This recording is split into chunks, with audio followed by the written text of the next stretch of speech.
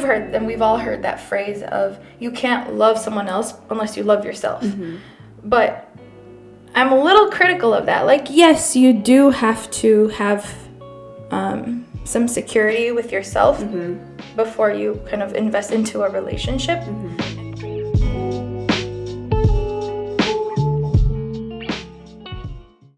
Welcome back to episode 4 of QR Quoted. I'm Queen. I'm Raquel, and we are so happy to be here doing this once again. Yay.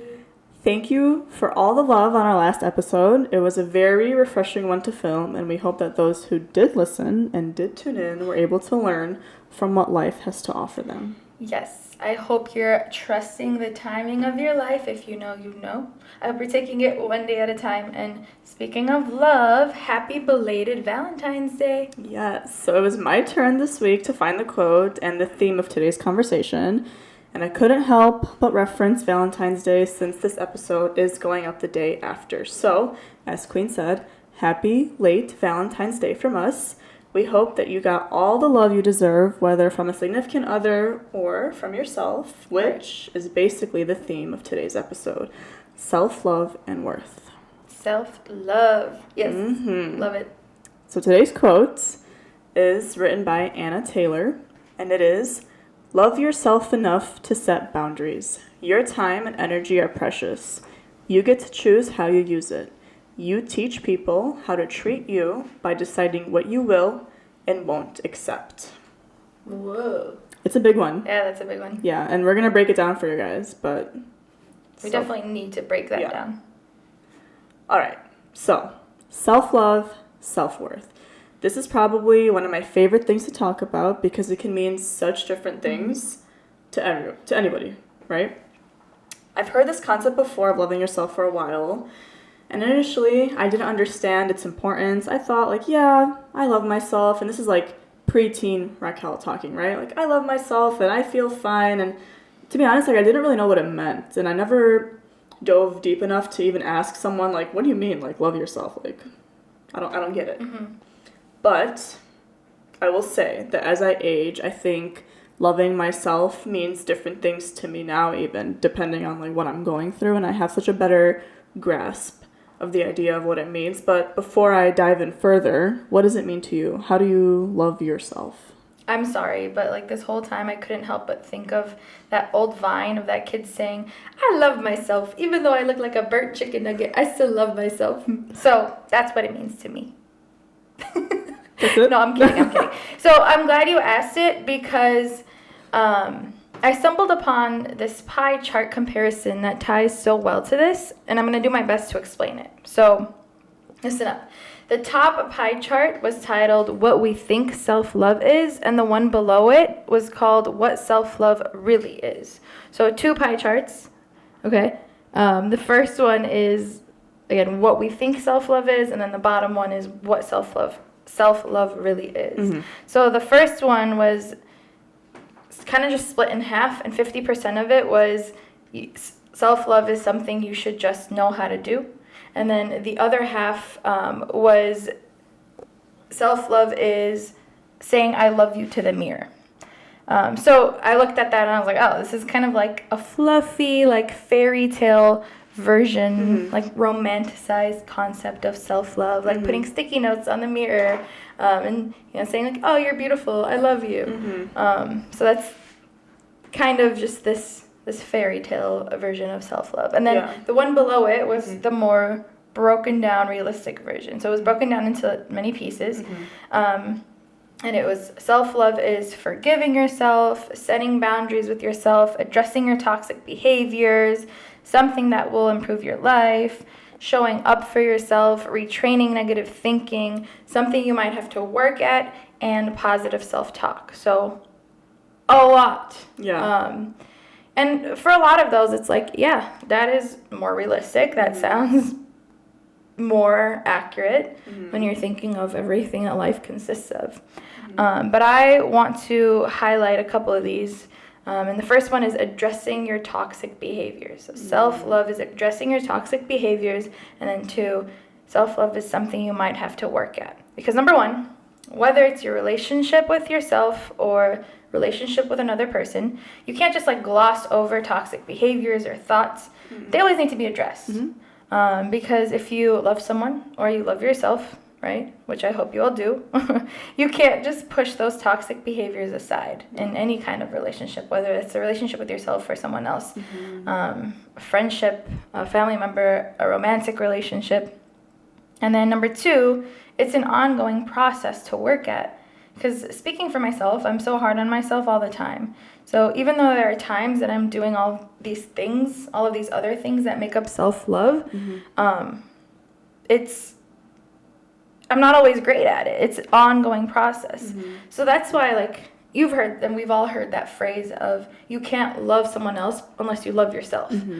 But I'm a little critical of that. Like, yes, you do have to have some security with yourself before you kind of invest into a relationship, and like specifically a romantic relationship, especially a romantic relationship.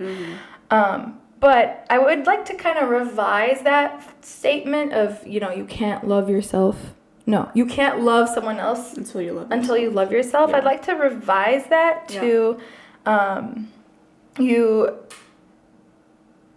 Instead of it being you literally just can't love another person unless you love yourself, to you have to consistently work on loving yourself so that you can consistently love someone else, because it's ongoing.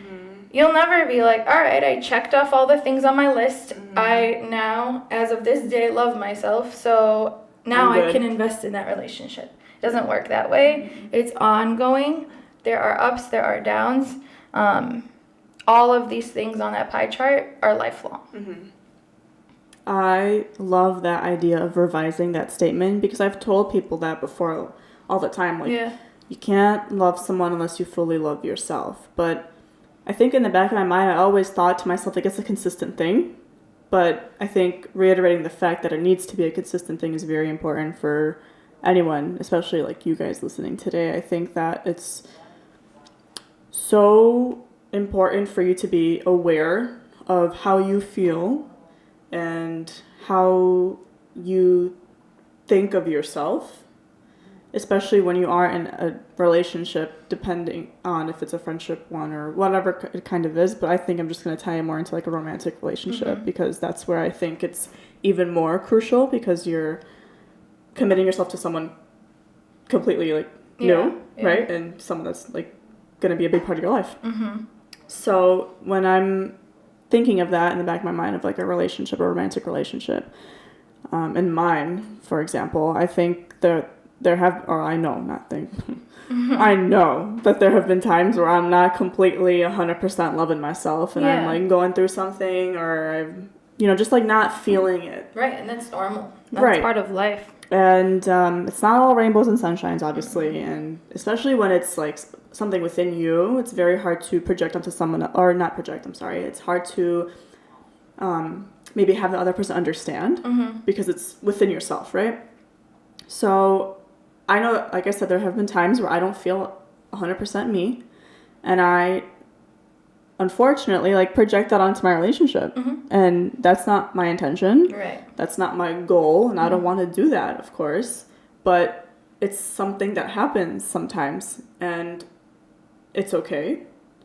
But I think when I'm realizing that, and obviously like the right person and your right partner will also just understand and not make you feel like a certain way for feeling in general. Like, you should be able to feel how you want to feel. Part of that takes time too in a relationship, of getting to know someone truly. Yeah, but once I'm aware of that, and once I'm knowing that this is something that happens occasionally, I know that I consistently have to work on it.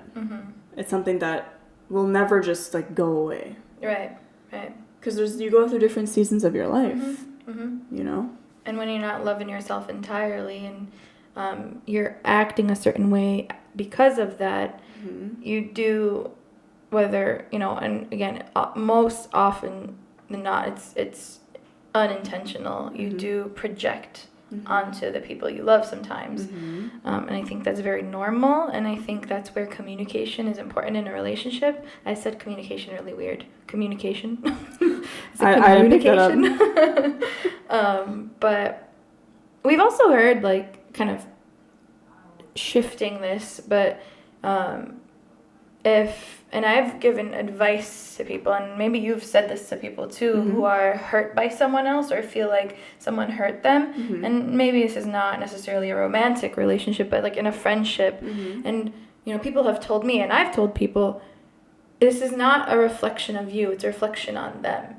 And that kind of goes back to, like, what is that person feeling within themselves to the point where they've projected onto someone else. So I got a whole lot to say about that later. Oftentimes it is just a projection, like, of someone's maybe lack of positive self-talk in their life, or maybe they haven't addressed a toxic behavior within themselves, and so they're projecting on the people that they love. So I think it goes both ways. For sure. I will say one thing on that right now.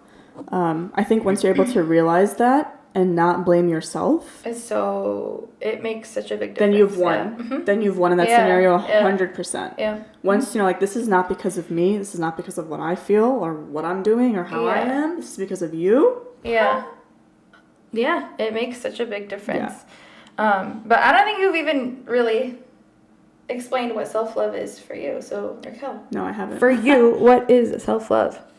For me, self-love means loving yourself, listening to your mind, trusting your gut, trusting your heart, and every once in a while, dressing up, taking care of your physical appearance so you feel your best mentally. I truly believe in, like, the look good, feel good. If you take the time to take care of yourself, like, my getting ready time in the morning is sacred. Or even, like, we've all had those days where you hate your outfit and you're like, I feel not okay today. Because, like, I just want to get out of it. Why did I make these decisions in the morning? Like, questioning all those decisions I made.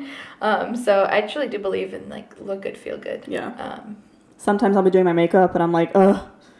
It's like a process, it's the highlight, it's the bronzer, it's the blush, it's like all the steps, it's the baking or not, or the contouring, whatever it is, depending on the occasion. I'm just like, oh my gosh, like, this is taking so long, but then once it's done, you're like, oh, I feel good. So. Or, like, when you try on an outfit, but your hair and makeup is not done, and you're like, whoa, what's going on here? And then you get ready and you're like, okay. All right, this is good. Can we go back to the quote, though, and break it down? Yes. So the first part is love yourself enough to set boundaries. Setting boundaries. Okay. I think the older you get, the more you learn how to set boundaries, and the more you need to set boundaries. 100%. Because I know as a kid, I had no concept of setting boundaries. No. I was like, what? So I used to think, like, I needed all the friends in the world. Yeah, what does it mean to you, setting boundaries? Ooh, okay, so to preface this, when I think of boundaries, I think of relationships. Any kind of relationship, but more so friends. So we already kind of touched on that. But I think setting boundaries requires you to go through something emotional, maybe, like, even traumatic, or maybe it's like a loss of a friendship, for you to realize what that really means, which I know is very deep, but when I think of it, and when I think of the boundaries that I've already set in friendships, it's me being very conscious of myself, being very aware of those people who weren't deserving of my time, and frankly, they don't understand the value of my time. Therefore, a boundary is set. But it took something, like, maybe it's like a level of disrespect or some sort of, like, altercation that happened between me and that person for me to be like, all right, sorry. Something had to go wrong. Unfortunately, something had to go wrong for you to set that boundary. Because if something isn't going wrong, there's no need to set a boundary. Exactly. Right? Like, if something's just, like, that are healthy, have natural boundaries because there's a mutual understanding. So that's important. For me, boundaries are guidelines, rules, or limits to protect your peace, which is something that the two of us talk about, and we love that phrase. I love that protecting your phrase, peace. yeah. So I think that really ties well with boundaries. For me, work boundaries are important to have that work-life balance, or also just being selective about who you let into the personal parts of your life, because and that ties to the next part of the quote, which is your time and energy are precious. You get to choose how you use it. And that's true. And they're precious because time flies. There aren't enough hours in a day, days in a month, months in a year. It's so important to be selective about what you're letting into your life and who you're letting into your life, into those personal parts of your life. Yeah. I think also tying in with that is knowing that there's a time for everything. So remembering that helps me decide how I choose to use it wisely. There's a time that maybe requires much more of a commitment, much more emotional input, physical input, all that. And once you know like what would be beneficial for you in the future to invest your time into, I think helps you know that it's your choice and how you can use it wisely enough to ultimately get like the outcome that you want. But yeah, I think that as you get older, especially, like, you're just more conscious of your time. Yeah. Because you don't want it to be 100%. wasted. Yeah. It flies. It is so really precious. does. It really is does. so precious. So the next part of the quote is, you teach people how to treat you by deciding what you will and won't accept, which I know this is probably your favorite part of the quote, isn't it? Yeah, it is. Man, I love it so much because I think that it speaks so like highly or profoundly. It really just shows me, and I think everybody then reminds you that you are in control of your life. Your thoughts, your actions, your words, your mindset all alter how you treat others and how they treat you back.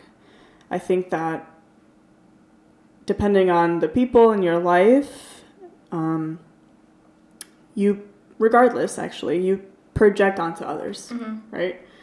And how you feel about yourself projects onto those people as well. And they can either pick apart a weakness or they can find a good quality. But I think that weakness, once they pick that weakness apart, the right people will help you and maybe like get you out of that and grow with you to overcome that weakness. But the wrong people, those wrong people will hold on to that and they will take advantage.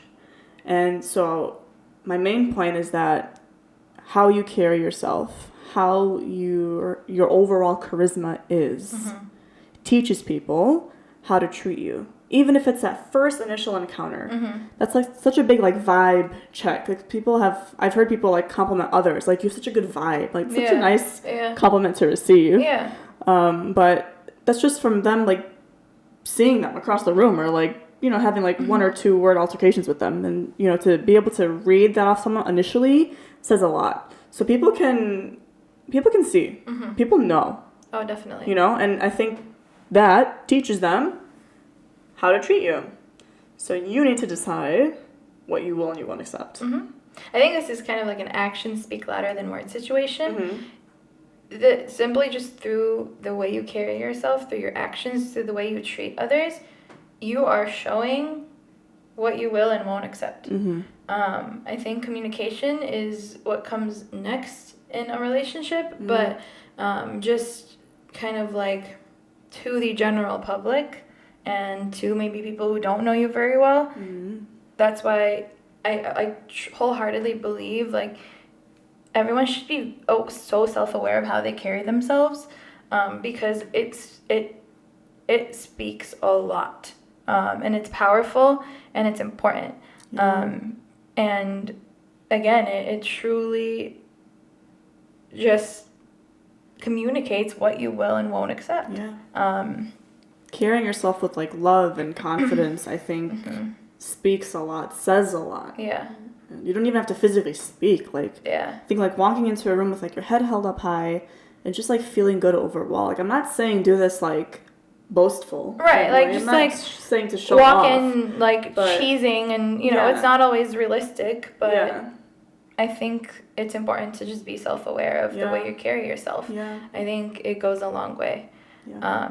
In creating relationships, maintaining Them. relationships, Mhm. and protecting your peace. Yeah. It really does. And if it gets to a point where you have to end the relationship, unfortunately, Yeah. then that's something that you can very much learn from and appreciate Yeah. eventually. Because at the end of it, you grew to love yourself more above all. Yeah.